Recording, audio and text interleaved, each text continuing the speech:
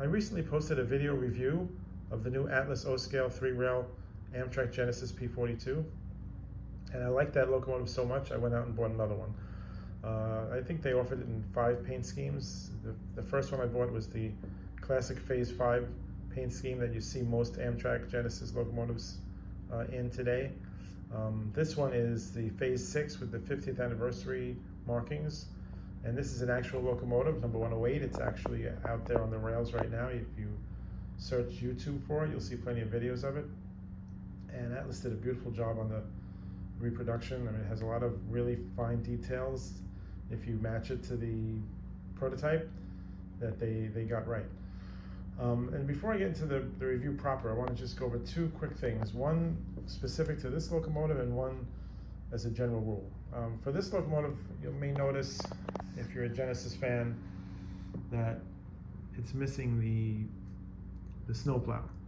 Now, I live in New York, where we see tons of Genesis locomotives. Metro North has them, Amtrak, and they always have that plow. So in my previous video, I showed you where to find the plow and how to attach it, and I'll go over that again real quick in a minute. The other thing is, as many of you in this hobby, I'm sure, have experienced, when you buy a new locomotive, especially at the prices that we pay for them, speaking for myself, I spend the first hour after taking it out of the box checking that everything works, trying to make sure there's nothing defective, because if you don't do that, you may get a nasty surprise later.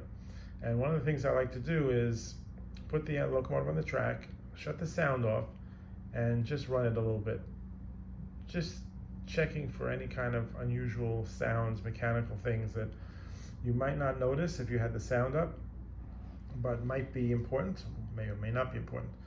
So what I'll do is I'll put it on the track like this, power it up, turn the sound off, and then I'll just have it go slowly down the track and see if anything untoward happens. So we're going to do that here, and I'm going to get real close here because it may not pick it up on the audio.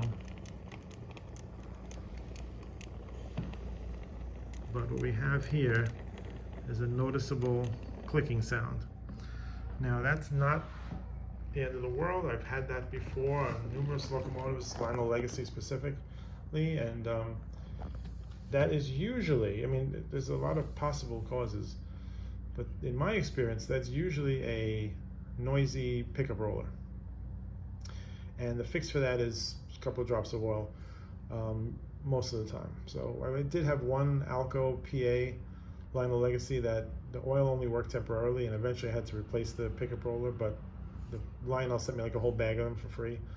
So worst case scenario, you just change the pickup roller. I mean, they're not an expensive piece, and you know, you get some bad ones. And that clicking sound is very typical of a noisy roller. So let's get it up on the bench. We'll put the plow on, we'll oil the roller, and then we'll come back for the review. Okay, we've got the P42 up in the bench here, and right away something very interesting has revealed itself, and that is that one of the pickup rollers in the back, the rear truck, is actually stuck. It's not functioning because it's stuck in a down position. We're going to take a look at that in a minute.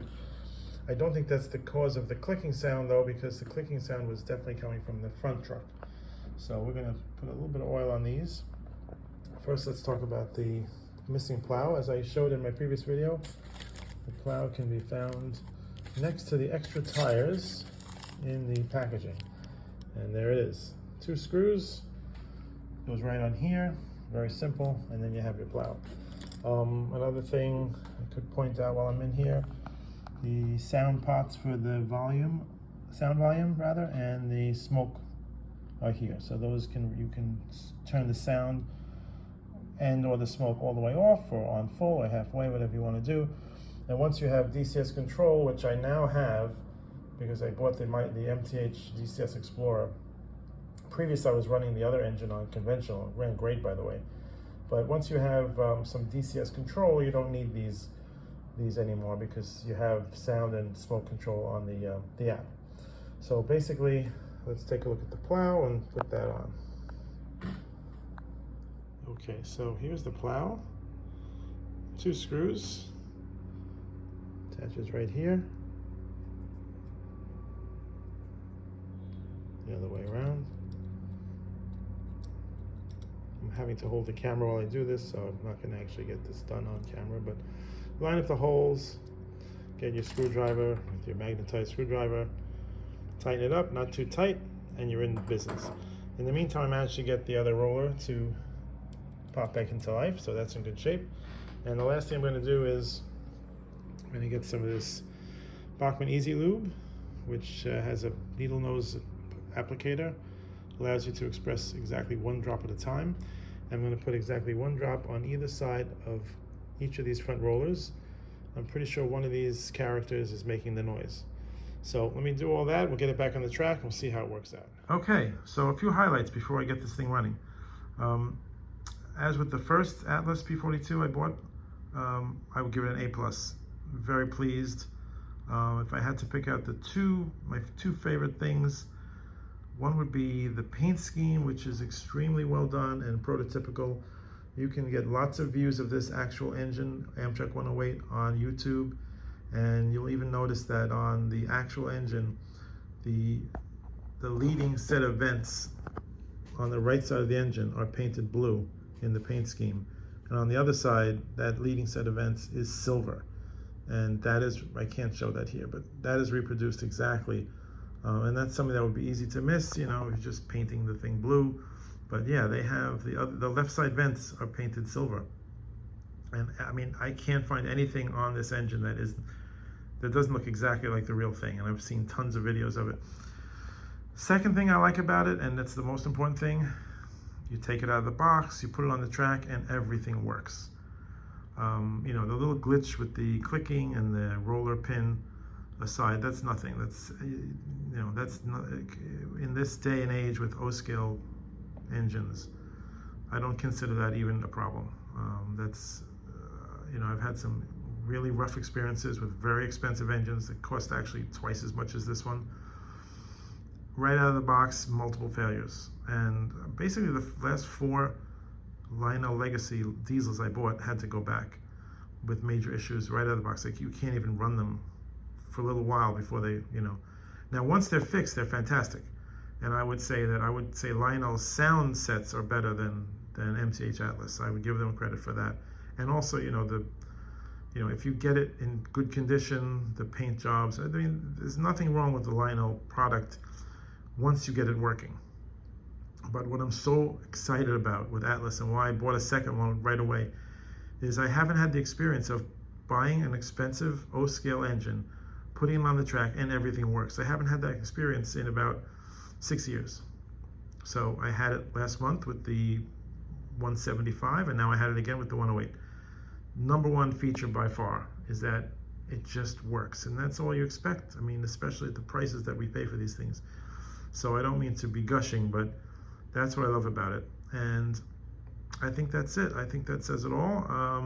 Let's get it running.